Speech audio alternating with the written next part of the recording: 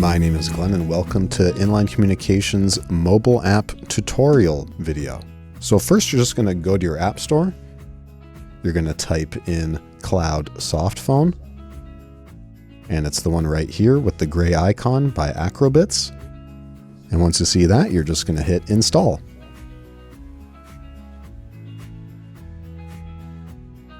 Once it's installed, we're going to click open and launch it. We're going to press this scan QR button right at the bottom, and it's going to open up our camera. And you will have received an email with a QR code. You're just going to point your camera at it, and that's going to log you in. Just going to drop you on our home screen here. You're going to hit agree at the bottom. You're going to say next and allow for notification permissions. For microphone permissions, you're going to say next and allow while using the app or all the time.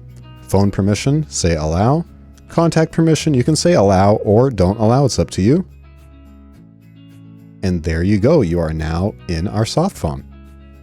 So you can see it's just like any other phone. We have our dial pad here, you can dial in your number. You can press the delete key up here. When you're ready to make a call, you can just press the call button down here. The voicemail key is on the bottom left here. I can just dial into the voicemail here. And if I click along the top, we have this star, which is your favorites. Next to that, we have call history. You can see I've only called my mailbox. Next to that, we have our contacts if you chose to sync that. And right here on the right, we have our web browser. This will be in a separate video. Not everyone has a login for this, but it just allows you to manage your extension online and look at all your voicemails without needing to listen to the whole voicemail tree.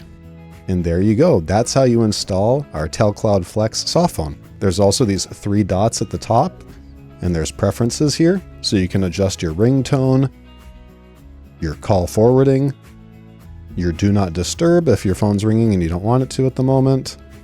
And then if you need to totally wipe it, you have this reset application, wipe storage, and then you'll be right at the beginning where you would scan a QR code if, something went wrong.